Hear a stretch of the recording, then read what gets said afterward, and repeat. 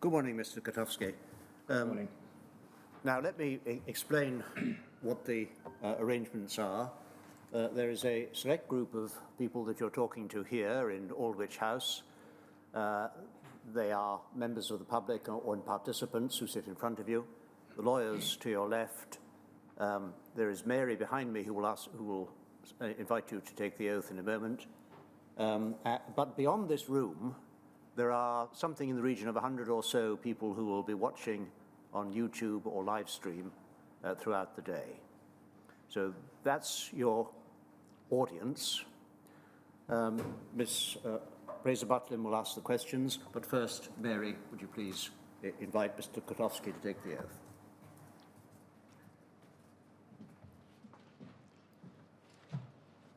Please state your full name. Richard Gutowski. Take the book in your raised hand and repeat after me.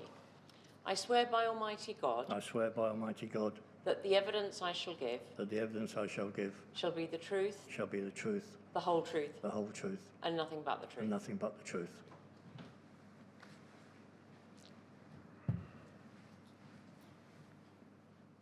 Mr. Gutowski, you joined the civil service as a direct entrant executive officer in October 1973. Is that right? Correct? And you remained in the civil service until your retirement in October 2011. That's right. And by the time of your retirement, you were a grade 6 officer. That's right. During your time in the civil service, you held 2 roles that are relevant to this inquiry. Between 1984 and 1991, you worked in the Medicines Division. That's right. And in that role, you were an executive officer, then higher executive officer, then senior executive officer. Correct. And then between the 9th of June 2003 and December 2004, you were head of blood policy. I was. If we can start then with your role in the Medicines Division, you were responsible for reviewing product labelling, medicines advertising and product inserts. Is that right? That's right. Without any sense of this being pejorative, is it fair that your work in that role was very junior and was essentially administrative? It was indeed. And you were simply checking the labels against set criteria? Set criteria laid down in the product licence. So you weren't, just to be clear, you weren't making any decisions about what should be on the labels. You were just making sure that the labels or the inserts matched what the product licence required. That's right. That was when you were an executive officer. Yep. And then you became a higher executive officer, still in the Medicines Division. Yep.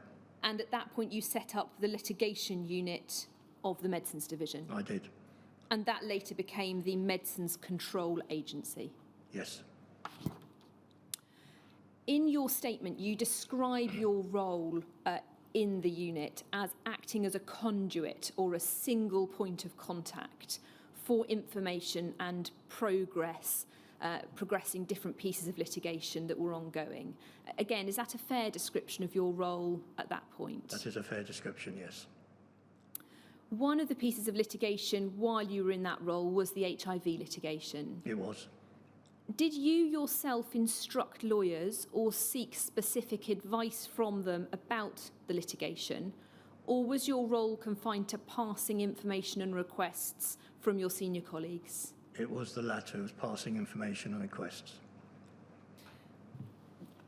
There's just 3 issues I want to address with you about the HIV litigation. Okay. There was a directions hearing in the litigation on the 5th of December 1989, after which Kate Lee from the solicitors team sent a memo which included a question of whether an open letter should be sent to the plaintiffs, the claimants, offering that they wouldn't be pursued for costs if they discontinued their claims. We don't need to go to that memo, but for the transcript, the reference is DHSC 0044644.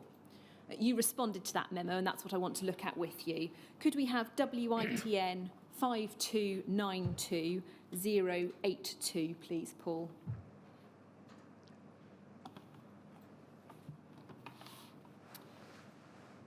we have a memo from you dated the 12th of December 1989. And in the second paragraph, you deal with the writing of an open letter in the Opron litigation. And then in the third paragraph, you say this: I'm uneasy about writing a similar letter in this litigation, even accepting counsel's desire to maintain the initiative gained at the last hearing. Rather than be viewed sympathetically, I think such an action could be construed as being overly aggressive. It could be argued that having given the plaintiffs an additional ex gratia payment, the government were now squeezing for the action to be discontinued, especially as the payment was outside the litigation, i.e. that the government was buying itself out of the litigation. Can you expand for us on what your concerns were in relation to the letter that had been proposed? I mean, as I said in my notes to the lawyers, I was concerned that the plaintiffs could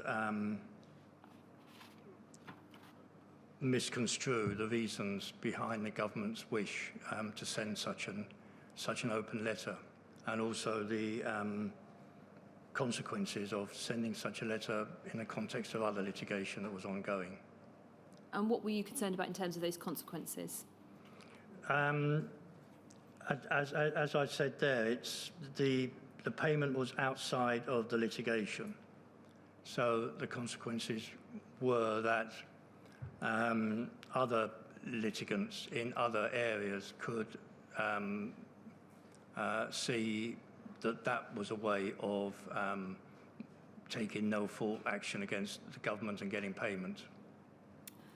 And the response that your concerns made their way into the submission to the Minister. Again, we don't need to go to that, but for the transcript, it's DHSC 00469448_041. I would just clarify that this minute to solicitors was drafted after consultation with Clive Wilson, who was then the head of Medicines Division, and my immediate superior, David Hagger. So it's not something I would have drafted straight off the top of my head. It would have been following consultation. So I was actually putting forward to solicitors Medicines Division's official position. So it was a wider view than just your own personal view? Yes, absolutely. The second issue I want to explore with you is the particular position of the Licensing Authority and the CSM, the Committee on the Safety of Medicines. In October 1989, there'd been discussions about whether the litigation should be settled. And if we can turn to WITN 5292078, please. We see a fax from you to Mike Arthur in HS1. And if we go to page 2, please. I'm just going to read quite a lot of this out because the copy is not particularly clear. The fax says this: since the early 1980s, with the Opron case still continuing, the government, in its role as the licensing authority for medicines, has been involved in a number of court actions. So has the Committee on Safety of Medicine, CSM. It has always denied liability and resisted any overtures to be involved in out-of-court settlements because of the implied admission of liability and the risk that it would encourage further litigation and public pressure for similar settlements out of court. There is already, in addition to HIV, potential major litigation involving benzodiazepines and the IUD copper-7. Let me just go down.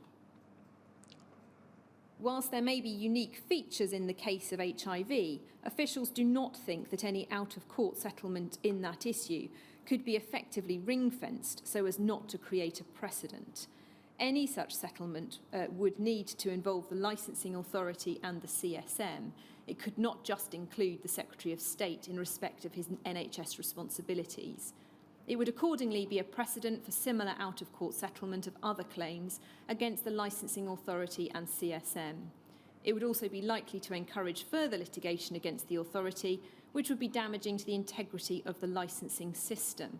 it could lead on to over-defensive licensing decisions and reluctance of academics to serve on CSM and other Section 4 advisory committees on which the licensing authority is reliant.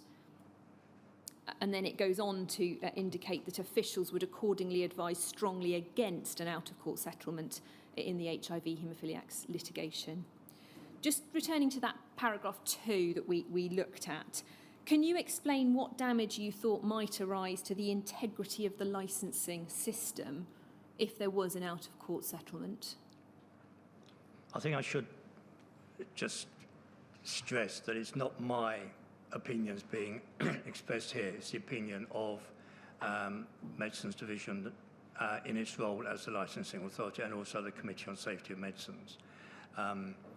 The official position at the time was because of the potential implications for the licensing system that they would not accept no fault liability or any out-of-court settlements. It was a question of trying to maintain the licensing system as it was without any fear that there would be out-of-court settlements agreed, which could have resulted in over-defensive, as I've said, or as is said in this note, over-defensive licensing decisions, and also the inability of the licensing authority and the CSM to recruit members who, if they thought they were going to be subject to some sort of litigation and claims against them. Was that also your own view of the issue at the time? This is nearly 40 odd years ago. Is it my own view? I would have thought, having read this, being a member of Medicines Division, that yes, it would have been. Was there any discussion or consideration about the fact that without, if you tried to carve out the CSM or the licensing authority, there was less oversight about what they were doing? There was less ability for people to challenge what they were doing? I cannot remember if there was any discussions around that at all. Sorry. The issues picked up again immediately after Mr Justice Ognall gave his indication that the parties should consider settlement that the inquiries looked at before. And I want to pick it up a little later in the chronology. WITN 5292090.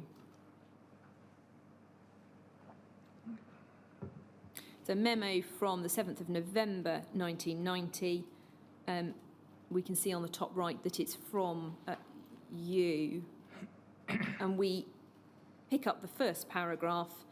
I'm informed by Mr Burridge that defensive briefing has been prepared for the new Secretary of State and will be kept informed of any inclination of any change of policy. It's clear that if new Secretary of State decides to take steps to end the litigation by whatever route, then they'll need to be decided upon quickly. We have a trial date of March 1991. In any event, any deal would have to include a discontinuance of all action against the LA and CSM. Do you have any recollection of why defensive briefing was being prepared and what was meant by that? I have no recollection at all, sorry. But if you've got a new Secretary of State coming in, then all policy divisions prepare briefing for the incoming minister. Why I use that word defensive, I can only guess that was the words that were being used by Burridge in the request for briefing, because he will have coordinated the briefing and we will have input into it. Do you recall anything about why a defensive stance was being taken? And then we come to paragraph 2. We've now received advice from Council, as requested by Secretary of State, on the question of the potential liability of the central defendants in the litigation. The majority of the advice centre upon the principal allegations against the Department of Health. As far as the LA CSM are concerned, council see no reason to qualify their earlier advice that no duty of care should be found to exist in favour of individual plaintiffs. There would appear to be very powerful public policy considerations which initiate against such a duty of care, and the LA CSM should not, in carrying out its very important functions in protecting public health, be required to consider the possibility of civil liability if an error is made. Council expects that the claims against the LA and CSM to fail as a matter of law, and conclude that it should not be conceded that there ever could be liability on the part of the LA or the CSM. Can you recall anything further about the discussions that were had about this issue of the CSM and the LA being carved out? No, I can't remember at all. I mean, this is a note that I put up. If you go up to the top, that I sent to the 3 senior officials within the agency, and I was updating them there on the advice that the department had received from council. As for any further background, I'm sorry, this is, as I said before, I have no recollection of the detail behind this. My recollection of this was flagged up to me when I saw this amongst the 5,000 documents that have been sent me to review. So no, I've got no background. Just as a matter of hierarchy, do you think you would have been involved in those discussions, or was it for people who were above your grade in the civil service at that time? I would not have been involved in strategic discussions of that level. But you might have been present while those discussions happened? Absolutely, I might have been present, and my advice may have been requested, but I cannot remember any discussions having taken place, sorry. It's a long time ago. I want to take you to one more document, Yep, just sure. so that we've seen it. DHSC 303963 _015, please, Paul. 13th of December 1990. Again, a memo from you. Following the Prime Minister's announcement of an extra £42 million to be made available to the haemophiliacs who contracted AIDS from infected factor 8, I attended a meeting with EHF1 and MedTep. Can you help us with who EHF1 and MedTep were? They are the divisions within the Department of Health that were leading on the litigation. As to what those letters stand for now, I haven't got a clue, I'm sorry. To discuss the meeting to discuss the proposed terms of settlement, copies attached.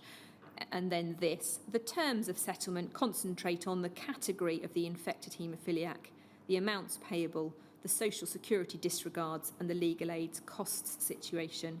Paragraph 4 emphasises that the payments are made on behalf of the first central defendants, i.e. the Secretary of State, and not on behalf of any other defendant, and are made without any admission of negligence, breach of statutory duty or other liability. I asked for this paragraph to be strengthened with a separate specific reference to the fact that the licensing authority and the Committee on Safety of Medicines have continually categorically denied liability and will continue to do so. This is an attempt to ring-fence the LA CSM from the deal in order to discourage any future litigants who feel that as their injuries were drug-induced, they were also deserving of preferential treatment. Do we want to pursue this? You've said in your statement that in this memo you were reiterating what was understood to be the consistent MCA position. Yes. Is that right? That's right. Finally, in relation to the HIV litigation, document disclosure for the litigation, your role included searching for and identifying documents for disclosure in the litigation. Correct. But I think you've also said that most of that work was carried out by HS1 and Mr. Canavan in particular. Yes. Did you personally make any decisions about whether documents should be disclosed or not, or was your work overseen and guided by others? It was overseen and guided by others, as far as I can remember. So you weren't, is this right, you weren't deciding, well, this document falls under public interest immunity or this document can't be disclosed. You were simply collating what there was. I would have been asked to identify documents within a set laid down criteria. I will have been given headings under which to search for the documents or get others within Medicine Division to search for them. One issue in the disclosure process that you did voice an opinion on related to the voluntary reporting system and the public interest immunity. If I can take you to several documents, and then I'll ask you a question at the end. Okay. WITN 5292101, please, Paul.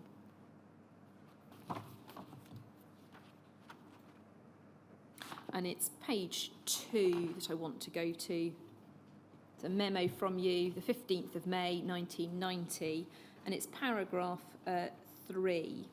The memo addresses a hearing about public interest immunity, and then in the middle of paragraph 3 we see, at our insistence, Council included a provision in the form of undertakings that the LACSM's document be anonymised prior to discovery to remove any names of patients and doctors. This is in line with our policy with regard to anonymisation of yellow card data. Unfortunately, whilst agreeing to the removal of patients' names, the court ruled that doctors' names should remain uncovered. This could mean that doctors and/or hospitals could be contacted by the plaintiff's solicitors or experts on the basis of letters sent to us in confidence. I've agreed with Sol C5 and Treasury Solicitor that this is unacceptable and that we'll continue to remove the doctors' names and leave it to the plaintiffs to challenge. And then if we can turn to WITN 5292102. This is it looks like to be a response to your memo from Dr. Wood. Further to your minute of the 15th of May 1990, it is imperative that we do not disclose the identity of doctors providing information to us. This is particularly relevant in relation to the reporting of adverse reactions, where disclosure of the identity of reporters is very likely to discourage them from reporting suspected adverse reactions. This would put the voluntary spontaneous adverse drug reaction reporting scheme in jeopardy and would not be in the long-term interest of patients. So, first of all, is it right from these documents that there was a decision taken to continue to anonymise doctors' names despite the order of the court? I can't remember a decision being taken, but if you read Sue Wood's note, that there was clearly discussions that had taken place. And in your own memo, there appears that you had had discussions with both Sol C5 and Treasury Solicitor. If we go back. According to that memo, yes, I did. Do you have any recollection of those? None whatsoever. I mean, the document itself appears to be pretty clear that's what was proposed. Yes. That the court says disclose the names of the doctors. You say in this the first document we saw on screen, we're not going to. The agency clearly had made that decision as to on what basis or at what level. I cannot say. I'm sorry. You were the head of the litigation unit or involved in the litigation unit? I was the litigation unit. So you were responsible for litigation, and one would have hoped, perhaps, observing the order of a court. Yes, I take your point. Thank you. I want to move on now to your time as head of blood policy, so June 2003 to December 2004, so we're moving on considerably in time. Okay. In that role, you took over from Charles Lister, I did. Who we heard from on Wednesday, and your successor was William Conan. Is that right? That's right. You've provided the inquiry with the handover note prepared for you by Charles Lister. We don't need to go to it at this point, we will do later, but for the transcript, it's WITN 5292002. Beyond the handover note, what information were you provided with when you took on that role of head of blood policy? I seem to remember I had one, maybe two brief conversations with Charles, one in his office and one over the phone. And was that before or after you took up the post? Before. In terms of your contact with Charles Lister after you took up the post, did you have any interaction with him? I didn't, but I recall from the documents that were given to me that a member of my staff did request his advice with regards to answering a PQ. And that was just at the very beginning of your... That was right at the beginning, and Charles had the background to the PQ, so it seemed sensible for him to be asked, and he very kindly provided a suggested answer and a background note. Which we'll look at later on today. In terms of those conversations with Charles Lister, do you recall what they were particularly about, or was he just going through his handover note? He was just going through the whole area of responsibility that I was going to be taking on board and the personalities involved. Before we come to some more specific points about your time as head of blood policy, I just want to explore with you more generally about how policy lines are maintained and changed. Where there's a policy line that you inherit as a civil servant from your predecessor, whose role is it to look at a policy line afresh? It would be the incoming policy lead. So if Mr. Lister had a policy line and you've come in afresh, it would be your role to look at that again.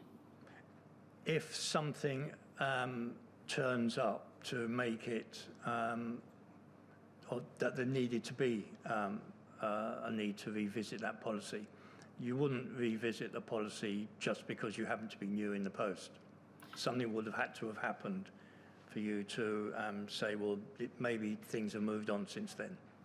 If you came into your new post and you looked at a policy line of your predecessor and thought, actually, I don't think that's right, what would you do in that situation? There's no new information, but you don't think that the policy line that's been taken is the right one. I would either discuss it with my predecessor, or more likely I would have a conversation with my line manager about the policy, why it was what it was, and what were there any other options or other roads to go down. But I wouldn't change the policy unilaterally just because I personally didn't agree with it. And how does it work in terms of your interrelationship with the minister? Is it the minister leading on which policy lines need to change, or is it the civil servant putting the lines up to the minister? How does that interaction work?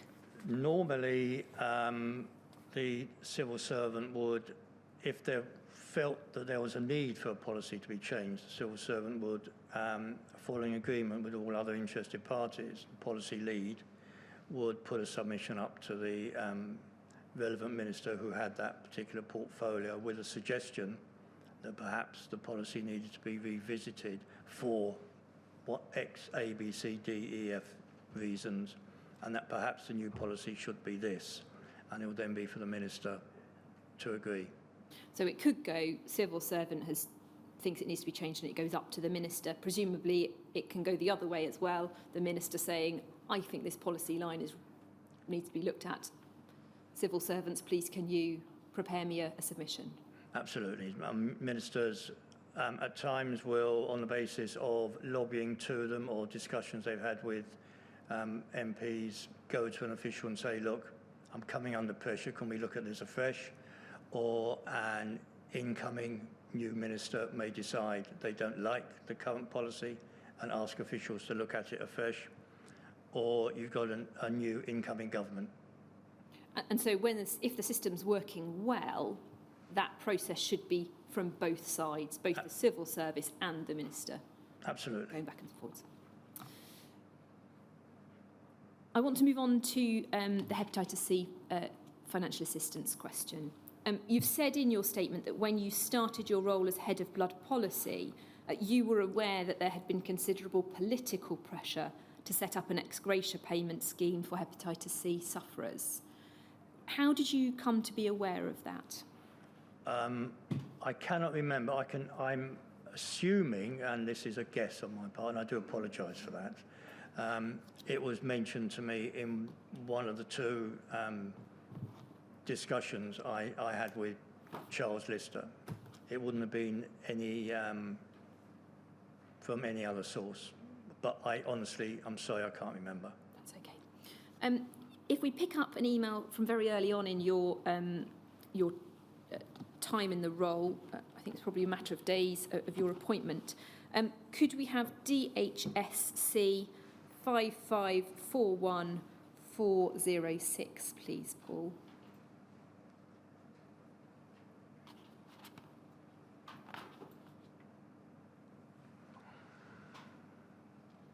We see that it has been forwarded to you on the 17th of June 2003 with the words early warning, and the email that's been forwarded comes from Sammy Sinclair. Can you just help us with who that was for those listening? Sorry, I didn't hear that. Can you help us, for those listening, can you help us with who Sammy Sinclair was? Sammy Sinclair was the, I think, Assistant Private Secretary to the Secretary of State. And the email reads this: as you can imagine, both Secretary of State DWP and Malcolm Chisholm, Jack McConnell, are wanting to speak to the new Secretary of State about Hep C. At the moment, Secretary of State is totally unsighted on this. I've told his special advisers the broad outline, i.e. the Scottish Health Minister, Malcolm Chisholm, announced unilaterally last year that Scotland was considering financial compensation for people infected with Hep C via contaminated blood products, breaching the principle we'd all UK-wide adhered to, that there would be no such scheme. DH, DWP and HMT, that's the Treasury, have all been very firm that Scotland should not go ahead unilaterally with a financial assistance scheme, and that we share a strong concern about the financial knock-on to England and the other devolved administrations if Scotland breached the principle on Hep C and compensation. Then it raises the question of whether post-devolution there are difficulties in doing this unilaterally. Yep. And then it says, obviously, this will be quite a difficult one for SOS, given that he's a Scottish MP now in charge of the NHS in England. The email then requests a brief note for the Minister. From your discussions with officials, was the sense that the Scottish announcement and the fact that John Reid was a Scottish MP, that was the key driver in the potential change of approach? I cannot answer that question because if you look up to the top of the email strain again, sorry, you'll see that Jerry Robb sent this to me while I was still in my previous job. He knew I was coming over, and as he said very kindly, he'd give me an early warning of what was happening. So I have no knowledge of what led to the note from Vicky King, who would have been my new branch head. I think, Mr. Gutowski, you had originally thought that you started in your head of blood policy role on the 9th of June 2003. So this is the 17th of June. Yeah. I'm guessing about the dates, but I mean, I think the important thing is that I wasn't involved in the drafting or the background to Vicky King's. No, absolutely. What we have, let me take you to the next document, yep. WITN 5292021, please. Okay. It's from the 17th of June as well. Okay. And is a memo that looks like you had prepared it. Yes, Is this a document that you prepared? it is. There's some background on hepatitis C, and then if we go over to page 2, we have paragraph 8, and we can see that the law officers have been asked to address certain points. Yep. Whether a Hep C compensation scheme, whether in the form of periodic or lump sum payments, is within the devolved competence of Scottish ministers. If not, whether a narrow scheme in the form of a single lump sum payment of each living infected person would be within devolved competence. Whether, if the Scottish Executive introduced a scheme which the law officers thought was outside competence, they would consider it appropriate to either raise proceedings in the Court of Session, which is the Scottish courts, or to refer the issue to the Judicial Committee of the Privy Council. And then page 3, it says live to take, but I think it should read line to take. Up to this point, we've maintained a line to take, and whilst awaiting law officers' advice, and we see no justification to move away from it. The report published on the 6th of November from the Scottish Expert Group on Financial and Other Support was commissioned by the Scottish Executive, and its recommendations on hepatitis C relate only to those people who contracted hepatitis C from blood or blood products provided by the NHS Scotland. It does not have implications for patients in other parts of the United Kingdom. The government's position remains as stated on many previous occasions in both houses. We still do not believe that financial, it should say assistance, I think, for people infected with hepatitis C through blood is justified. Was that your own view of the situation as well, Mr. Gutowski, that there was no justification to change the position that had been taken? Given the time that submission was drafted by me and the length of time I was in post, I would have obtained all this information from previous submissions and previous papers on the policy files, and having discussed it with my new branch head. Given that I was in post for so short a time, I wouldn't have had the background myself to have drafted such a submission. It would have been based on previous submissions and previous documents prepared by others within the blood policy team. Given that there was an apparent change in view or possible change in view from the Secretary of State, and you were new in post, so there was a chance to look at this afresh, why was this opportunity not taken? Why was the old line simply reused? I think we were reading this. I am working on the basis that we retained the existing line until we got law officers' advice, which would give us a clearer picture as to the way forward in regards of where responsibility would lay if it went down the road of introducing such a scheme. I just want to press you on the point a little bit more, Mr. Gutowski. Sure. Paragraph 10 says, whilst awaiting law officers' advice, but it then goes on to say, we see no justification to move away from it. What information had you considered? What had you been told that enabled you to say, we see no justification to move away from it? I cannot answer that question, sorry.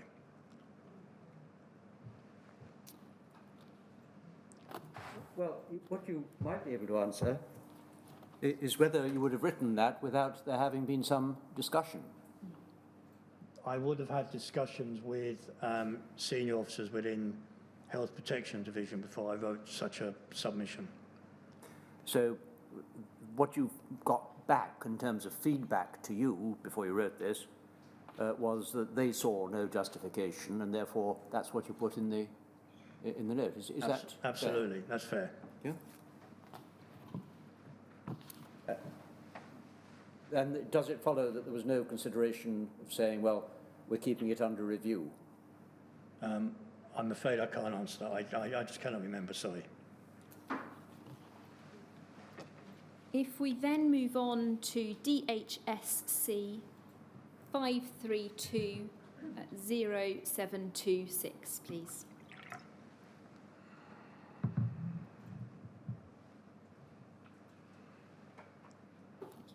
And could we go straight over to page 2?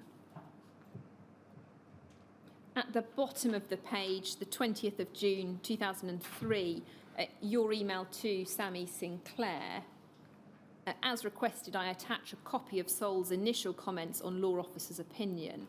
As you are aware, law officers' advice cannot be made public, but in any event, my guess is that Scotland would now need to discuss with DWP the issue of whether any financial assistance scheme would count as a benefit scheme. Nothing will happen quickly, as they have not, as yet received a copy of the opinion. Just pausing there, do you know when the law officer's opinion was provided to Mr. Chisholm? I don't. We, as a matter of convention, we were not allowed to send law officers' advice to the Scottish Executive, to my opposite numbers in Scotland. That was a civil service convention. As to when Chisholm got that advice or through what route he got that advice, I don't know, but it wouldn't have been from us because we are not allowed, civil servants are not allowed to pass on law officers' advice. And that was made very clear to me at the time. Just help me, just in terms of practicalities of how sure. this worked. How did you know that they hadn't yet received a copy of the opinion? If you weren't allowed to pass it on, how practically did this work? I was guessing, I suppose, that given I hadn't passed the advice on, that Malcolm Chisholm wouldn't have had the advice. And then if we can go back to page 2, please, Paul, and we'll follow the email chain upwards. The email is from Sammy Sinclair to you. Second paragraph, Secretary of State is due to speak to Secretary of State at DWP in about an hour's time. He may then want a meeting with officials to discuss, although he has said that given both the precedent on HIV and the likely Scottish decision to now go ahead, it looks as though we will, on the basis of fairness, have to go down the compensation ex gratia route. If so, it is likely Secretary of State will want to announce this at the same time as any Scottish announcement. And then if we go back to page 1, we're coming up the email chain. You pass that information on to Graham Bickler. You'll wish to be aware of the latest development. And then Graham Bickler's response, thank you. I am surprised at the response from Secretary of State, but there you are. Did you share Mr. Bickler's sense of surprise?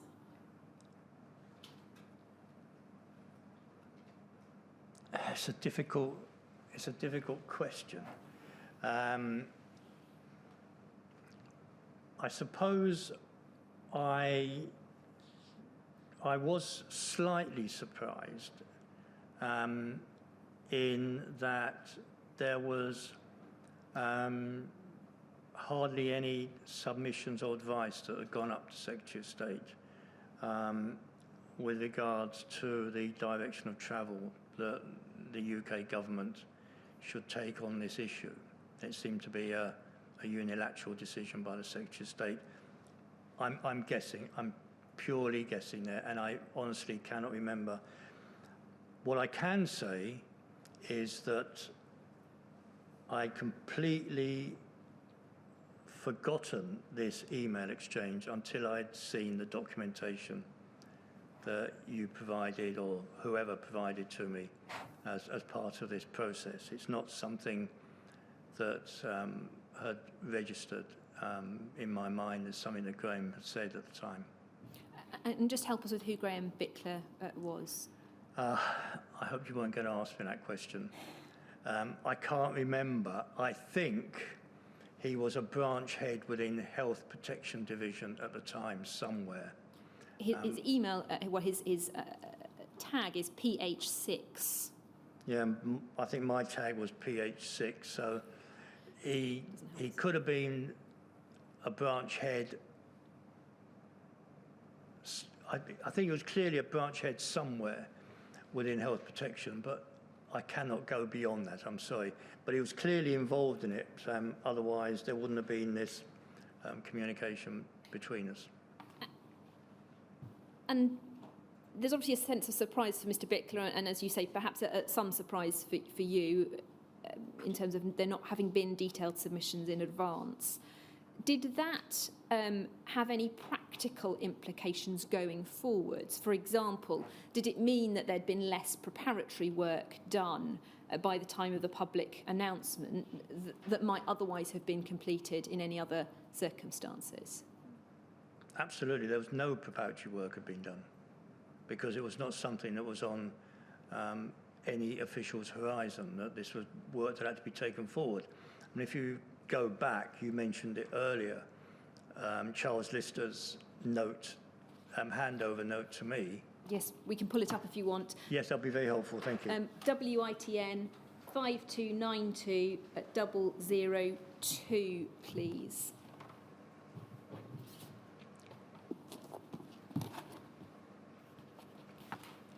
There's no reference there to having to take work forward or doing any preparatory work for a Hep C compensation scheme.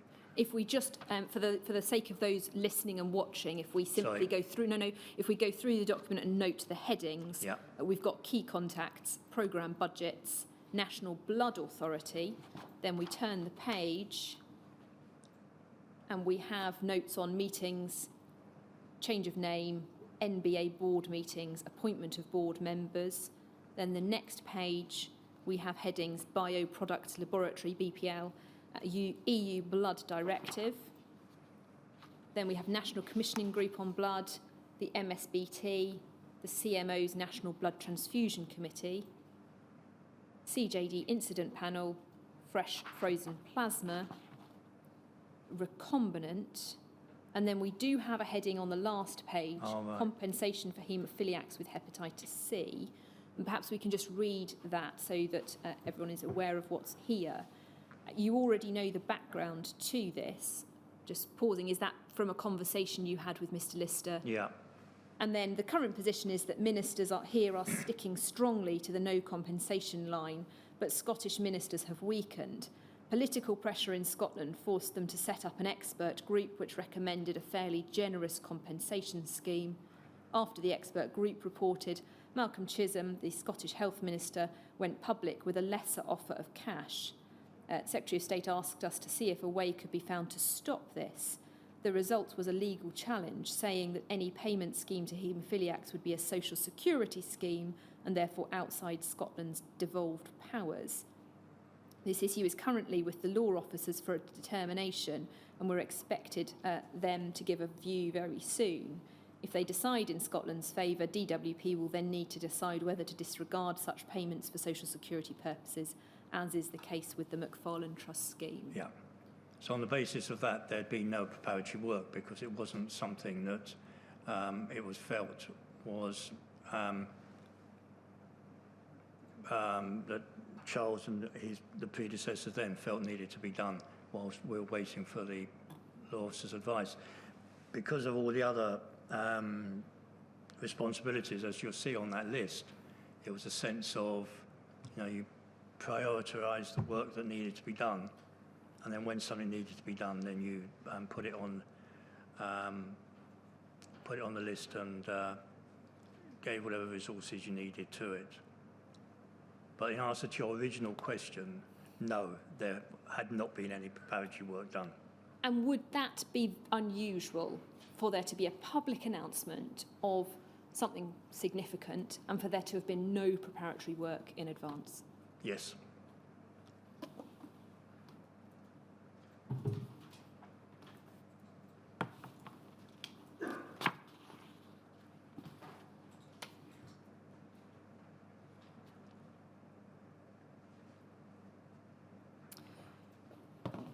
We've just seen from looking at the handover note that until the time that, just returning to the surprise email, the email from Graham Bickler, until the point until that point, we've seen that there had been a consistent line taken within the government that a scheme would not be established. Beyond the email we've just looked at, were you told anything about why there had been a change of view? No. It came as a surprise. And was there any discussion that you were involved with about any of the discussions that had happened higher up the hierarchy? No. I want to then turn to the rationale for the introduction of the scheme. So we're going to look at some documents that cross the chronology just to try and draw together what we might understand was the thinking behind it. Can we turn to WITN 5292025, please?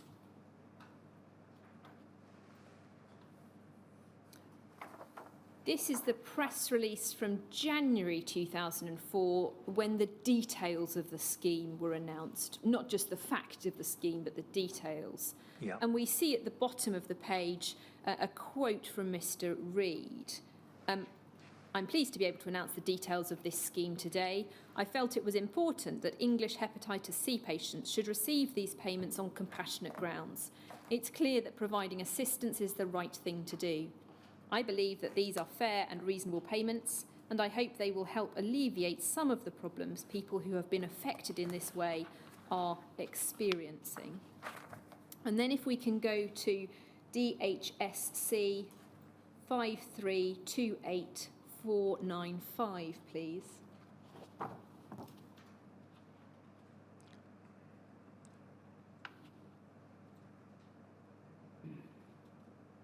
We have a memo that you wrote in November 2003 to Private Secretary. We're going to come to the detail of this memo a little bit later, but I just want to pick up one paragraph for now, and that's paragraph 14 on page 4, please. And it reads this: it may be possible to placate these issues which we will explore later this morning, by stressing that the original philosophy of the scheme was to provide ex gratia payments to all of those who developed chronic hepatitis C as a result of inadvertent infection from blood or blood products. This would emphasise the fact that payments are not being made on the grounds of past or current suffering, but on compassionate grounds, because this is the right thing to do.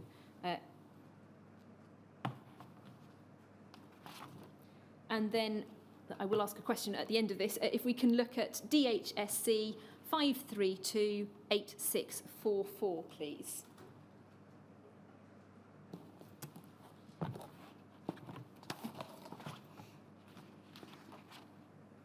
If we can turn to page 2, please, to start, because it's an email chain going backwards. We have an email from David Ray to Bob Stock with you CC'd. It's at the bottom of this page, Paul, please. In which David Ray indicates that there had been a deluge of PQs on the Hep C scheme, and he says for most we can stonewall with the details still being worked out line. But one of the questions asks this. Mr. Mike Hancock, Portsmouth South, what research his department has commissioned and B, is evaluating in order to determine the level of compensation. Sorry, I've picked up the wrong reference, sir. Can I just take a moment? Apologies.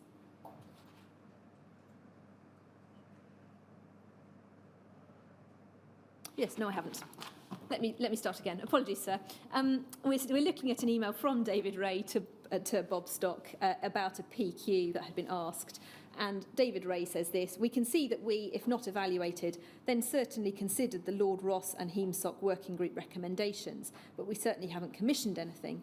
Seeing as we basically transposed your proposals and bearing in mind you've gone public and we need to try and avoid being seen to be led by Scotland, is there anything we can say was commissioned when you determined your proposals?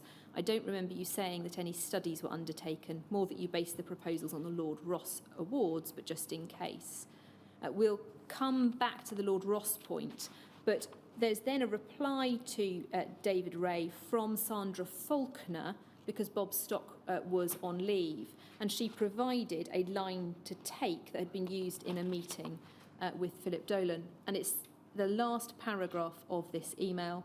The underlying principle behind the ex gratia payments announced is that they should go to people who are still alive and suffering.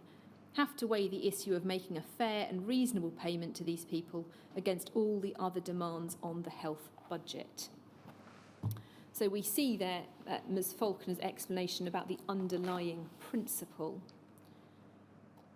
From those three documents and from many others in the files, there are a number of explanations given as to what the underlying principles are or the purpose of the payments are.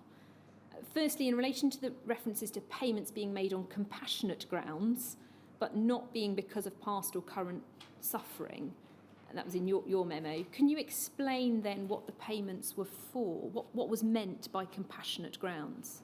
As I understood it, to alleviate the suffering of survivors. But in your memo, it said specifically that it wasn't because of past or current suffering.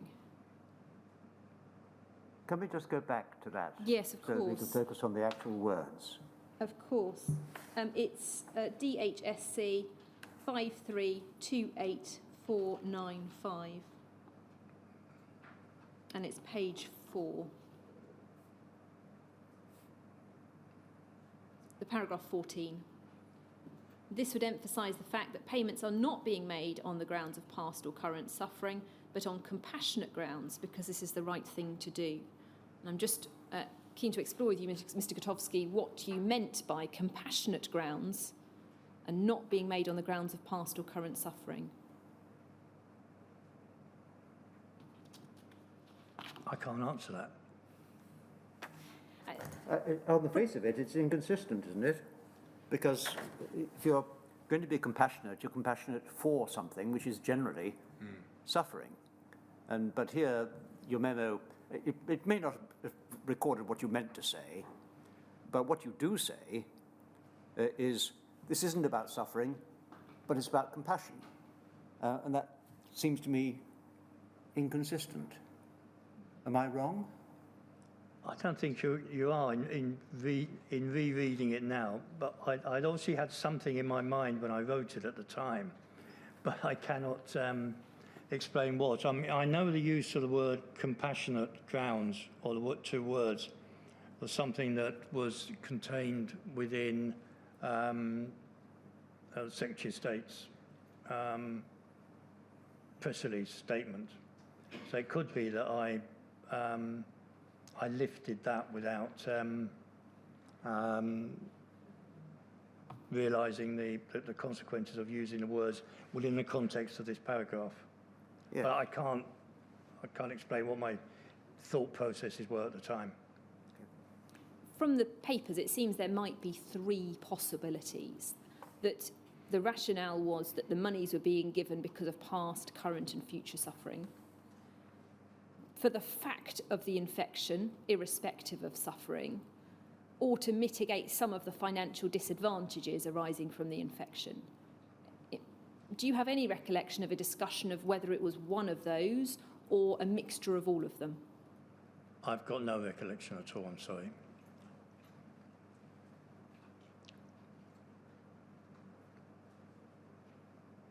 I want to return then to the chronology.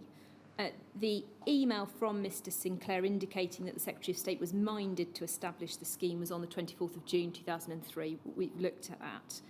There was then a meeting between Dr. Reid, Andrew Smith, Alistair Darling and Paul Burteng on the 25th of June. And Mr. Sinclair wrote an email to you and others after that meeting. So if we can turn that up, WITN 5292023, please.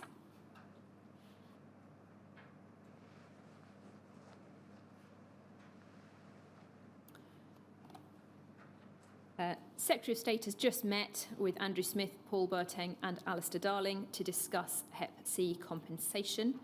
It was agreed that 1. Secretary of State plans to meet with Malcolm Chisholm before summer recess to discuss a range of issues. He'll use this to raise Hep C. Malcolm Chisholm has already said he's planning to come down to London in the next couple of weeks and would like a meeting. Jessie, please can you get on with fixing this up? NB, you must not mention Hep C. You must just say it's an introductory chat to discuss a range of issues.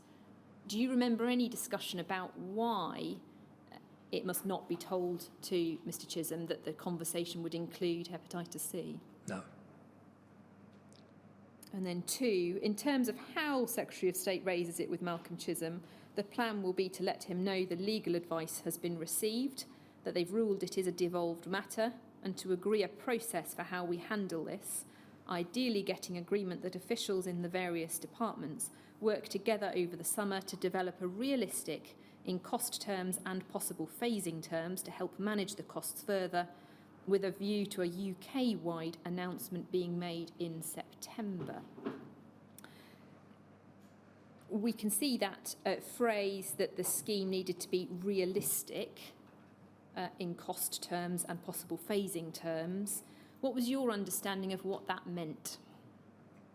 Basically, that it was affordable in cost terms, given the constraints on the public health budget at the time, and possible phasing terms. I don't know what she meant by that, I'm sorry. And in terms of it being realistic in cost terms and affordable, was that really another way of saying that costs should be kept down? Yes. We then pick up Roman 4. On financing an English scheme, the Chief Secretary was very non-committal. Andrew Smith, an ex-CST, that's Chief Secretary to the Treasury, isn't it? Ex-CST. Yes. Suggested there may be some indirect ways of helping, i.e. giving us some more money badged for something separate. As I understand it, there are issues about if HMT give us money for a Hep C scheme, there are then consequentials for money also having to be found for Scotland, which lets them off the hook and removes the disincentive for them devising yet more schemes. Richard Martin, please can you continue to push on this? Now, it might be suggested from that passage that there was some irritation with the Scots for announcing that they'd go ahead with the scheme. Would that be fair? I cannot comment on that. Do you recall any discussions about whether there was irritation with the Scots? I can recall no such discussions.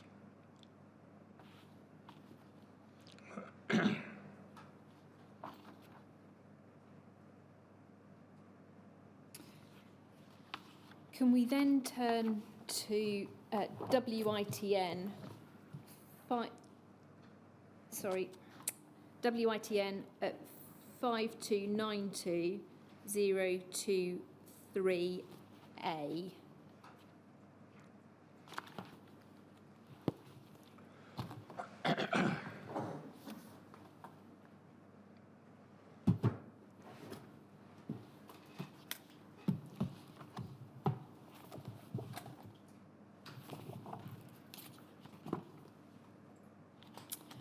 What we have here is a memo from you to the private secretaries of John Reid, Alistair Darling, Andrew Smith and Paul Burteng, dated the 1st of July 2003. There are matters discussed in relation to devolution, and then if we turn the page, we see the heading Way Forward. Paragraph 6, there would appear to be 3 possible ways of setting up a scheme in England which will need to be considered by officials during the summer: extending the remit of the Macfarlane Trust, extending, I think it should say, the remit of the Eileen Trust, and setting up a brand new trust from scratch. And then we go over the page, we see the continue a little bit further on, Paul. Thank you. We see the heading Set Up a New Trust, and we have preferred option. And there's a discussion about considering using the existing Macfarlane Trust structure, but that there would be problems with the Section 64 grant. But where I want to pick up is the heading Financial Implications.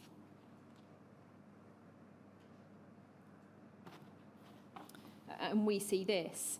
The scheme that the Scottish executive is considering would cost up to £210 million if a similar scheme were implemented in England, which is the basis upon which we are working. This is a worst case and assumes that all those infected are identified and make a claim. And if we go down to paragraph 18, there are around 3,500 people in England that we know have long-term hepatitis C infection from contaminated blood transfusions and blood products. The initial £20,000 payment would cost £70 million for this group. On top of this, there are around 5,000 people who may have been infected, I think said through blood transfusions, who we have not identified. If all these claimed, the cost would be an additional £100 million. The proportion of these people that actually claim compensation will be dependent on how proactive we are in seeking to identify those infected. Just pausing there, the point about being how proactive the department would be, was there a question within the department about whether they should be proactive in identifying those infected? No. No, I mean, as far as I can recall, we were very clear that we needed to identify all those who were infected and were potential beneficiaries. So why was this included in this memo, this question of the cost depends on how proactive we are? Can I go back to the whole of paragraph 18 so I can see it in its context? Yes, it's at the bottom of one page going over to the other. There we go.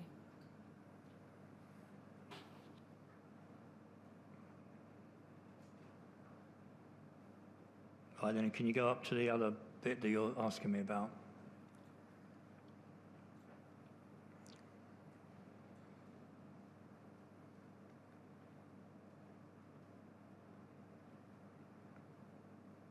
I don't know. I honestly don't know why I put that in there. Can I just ask you this? Yeah.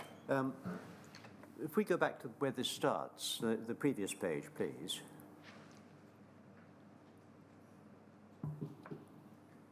The worst case is 210 million. The worst case, as you're putting, if we go over the page, is made up, you can see, I think, from the second paragraph on the page, the total of 212.5 million for the whole scheme. That's made up of 42.5 million for the payments, the enhanced payments made to those who develop cirrhosis. 50 million, let's have a look. Is it 50 million or is it 100 million? Let's just go back to the previous page, please. Thank you. It looks as though the worst case scenario is that everyone actually claims. So the worst case scenario is not based, at any rate, upon 50% claiming. So that tends to support your view that the department was looking to identify as many as possible. But you're pointing out that it may actually be less. Yeah. I see. Thank you.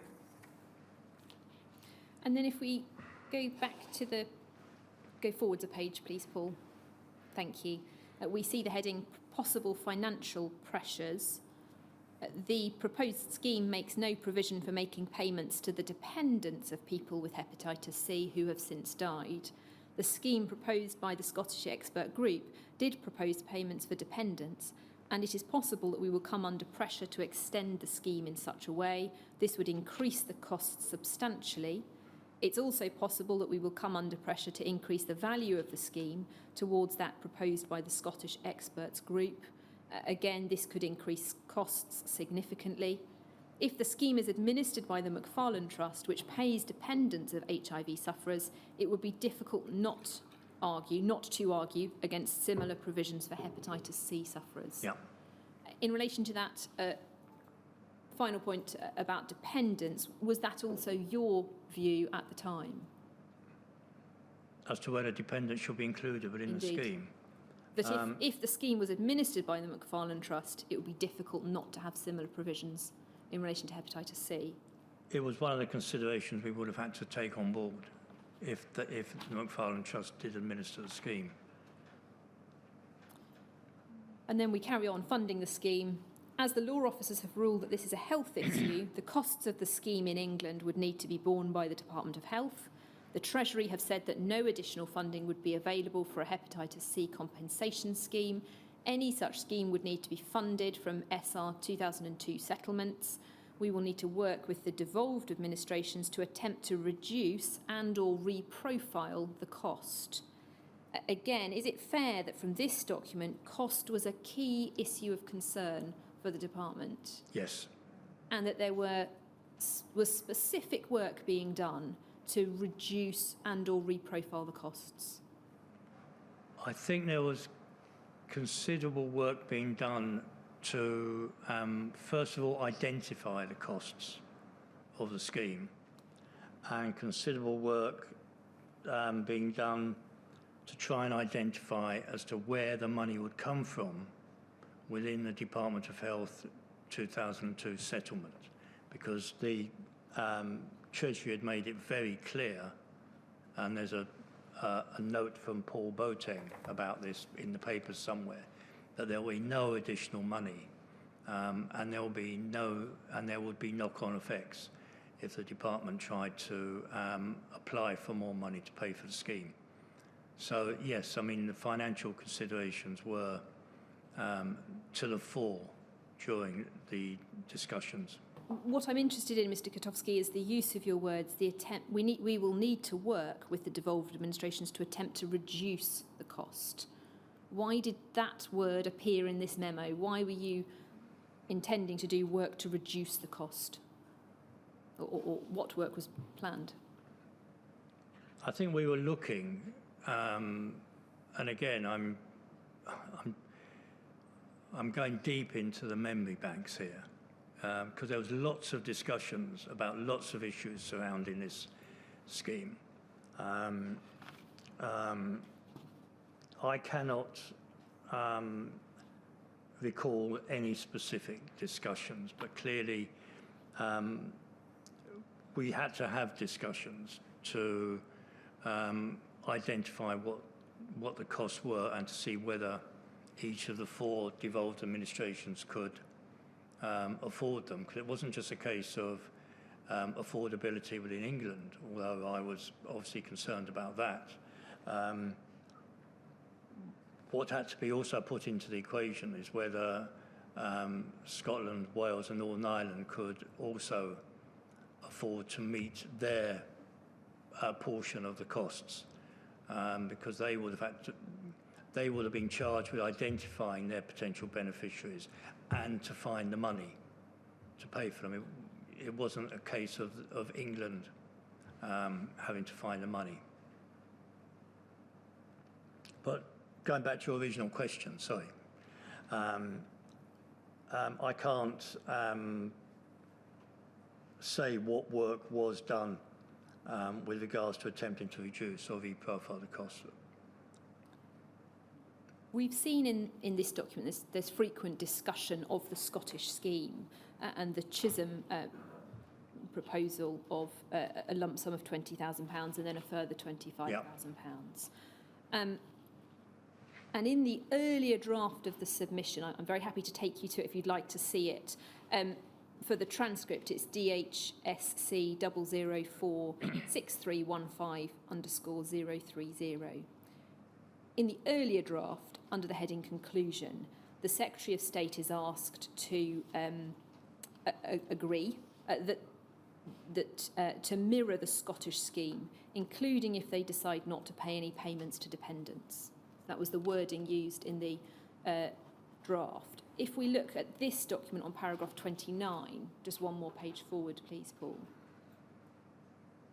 We see that you've written, you're therefore asked to agree that once the devolved administrations have been informed that officials from all interested departments work over the summer to devise an appropriate scheme with a view to making an announcement in Scotland in September. Sorry. Do you have any recollection of why the Secretary of State was not simply asked in the final submission to say we're going to follow the Scottish scheme? Why was it framed that officials would work to devise an appropriate scheme? Because at the time, whilst the Scottish scheme was on the table, we still hadn't started our detailed discussions of what the scheme's parameters could or should look like. So we wanted to leave it slightly open rather than tie our hands by saying to the Secretary of State we were going to mirror the Scottish scheme if, at the end of the day, the conclusions we reached were slightly different. Was it also an issue in relation to Wales and Northern Ireland that Sorry, I didn't hear the beginning. Sorry, of what was you it said. also an issue in relation to Wales and Northern Ireland that they hadn't at this point been particularly involved? Yes. So presentationally, there needed to be an openness to other schemes. Absolutely. In reality, in the discussions within your team, was there any real expectation that a different scheme would be devised other than the scheme that Mr. Chisholm had put forward? No.